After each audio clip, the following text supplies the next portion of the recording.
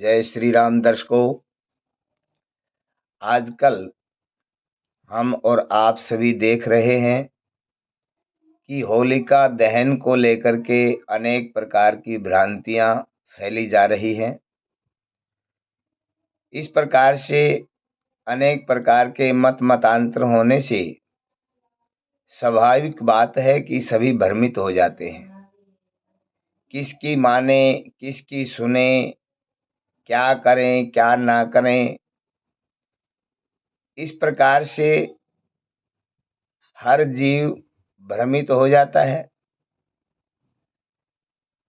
अब इस भ्रम को, इस शंका को कैसे दूर किया जाए, इसका निर्णय तो हमें शास्त्रों से ही प्राप्त होता है। इस बार 2 मार्च 2026 वार सोमवार को चतुर्दशी तिथि रहेगी सायं 6 बजे तक।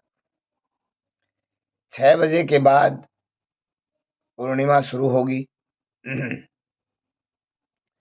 और आप जानते हैं कि पूर्णिमा को ही होलिका दहन किया जाता है। अब बहुत से ज्योतिषी कहते हैं कि 6 बजे से पहले करें, या फिर भद्रा रहेगी सुबह 5:32 तक।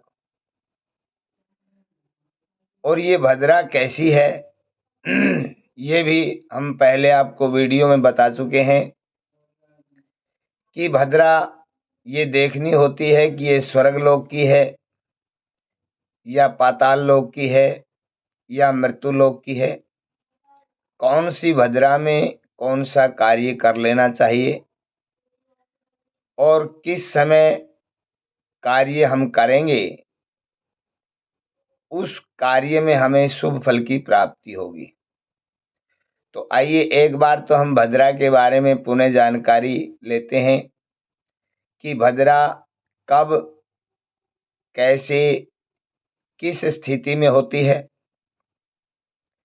इस प्रकार से हम इसका प्रयास करते हैं। आप ध्यानपूर्वक सुनेंगे कि जब चंद्रमा मेष राशि में, वृष राशि में, मिथुन राशि में और वृश्चिक राशि में होता है तो भद्रा ऊर्ध्वमुखी होती है, यानी कि ऊपर की तरफ मुख होता है, जिसे हम स्वर्ग की भद्रा कहते हैं, जो शुभ फलदायी मानी गई है। इस प्रकार से जब चंद्रमा कन्या राशि में, तुला राशि में, धन राशि में, मकर राशि में हो तो भद्रा अधोमुखी होती है, जिसे पाताल की भद्रा कहा गया है, जो धनदायी होती है, धन देने वाली होती है। और जब चंद्रमा कर्क राशि में, सिंह राशि में, कुंभ राशि में और मीन राशि में हो तो भद्रा पृथ्वी लोक पर होती है, यानी कि मृत्यु लोक में होती है और सन्मुख मुखी होती है। इसका मुख हमारे सामने होता है। ये हमेशा अशुभ फल देने वाली ही होती है। इस प्रकार से आपने जाना कि भद्रा कहाँ कहाँ निवास करती है और इसका क्या फल होता है। तो ये तो जाना आपने भद्रा के लिए। अब भद्रा का स्वरूप कैसा होता है ये भी जाने। अब तक आपने जाना भद्रा कहाँ निवास करती है। अब स्वरूप क्या होता है। दिन की भद्रा को सर्पणी का स्वरूप दिया गया है और रात्रि की भद्रा को वृश्चिकी का स्वरूप, यानी कि बिच्छू का स्वरूप दिया गया है। इस प्रकार से जब कृष्ण पक्ष की भद्रा होती है तो वो सर्पणी का स्वरूप होती है और शुक्ल पक्ष की भद्रा होती है तो बिच्छू का स्वरूप माना गया है। आप ये समझें कि सर्प के मुख में जहर होता है और बिच्छू की पूंछ में, यानी कि डंक में जहर होता है।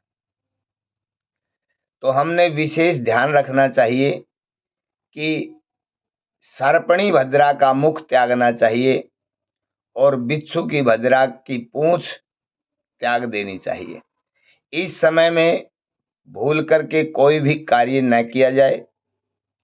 इस प्रकार जब दिन की भद्रा और कृष्ण पक्ष की भद्रा का मुख सर्पणी स्वरूप होता है, इसको त्याग देना चाहिए, उसी में भलाई है। और रात्रि की भद्रा और शुक्ल पक्ष की भद्रा की पूंछ भाग को त्याग देना चाहिए। इनको त्याग करके ही हम जो कर्म करेंगे वो शुभ फलदायी होता है। तो अब देखिए, शुक्ल पक्ष भी है और रात्रि भी है। शुक्ल पक्ष की भद्रा है और रात्रि की भद्रा है, तो ये कौन सा स्वरूप हुआ? ये बिच्छू स्वरूप हुआ। और बिच्छू के पूंछ में जहर होता है, यानी कि डंक में जहर होता है। तो ऐसी भद्रा की पूंछ का त्याग हमें अवश्य कर देना चाहिए। तो अब सवाल उठता है, तो फिर होलिका दहन किस समय करें? तो पूर्णिमा तिथि 2 मार्च 2026 सोमवार को साय 6 बजे प्रारंभ होगी और साय प्रदोष काल प्रारंभ होगा साय 6:30 से 8 बजे तक। सबसे पहले तो प्रदोष काल जो होता है, ये सभी अनिष्टों का शमन करने वाला होता है। प्रदोष काल में किया गया कोई भी कार्य शुभ फलदायी होता है। और यहाँ से भद्रा का मुख शुरू होता है, इसलिए आज की भद्रा की पूंछ में जहर है, इसलिए हम 6:30 बजे से 8 बजे तक होलिका दहन कर सकते हैं। अगर ये आपके लिए अनुकूल नहीं है तो आप फिर प्रातः 3 मार्च की जो प्रातः है वो 5:32 के बाद आप होलिका दहन कर सकते हैं, क्योंकि 5:32 तक 5:32 तक भद्रा रहेगी, भद्रा समाप्त हो जाएगी। तो 5:35 के बाद आप होलिका दहन कर सकते हैं और इसमें विलंब भी ना करें। ये प्रातः 6 बजे से पहले पहले आप करें, क्योंकि उसके बाद प्रातः 6:27 पर ग्रहण का सूतक शुरू हो जाएगा।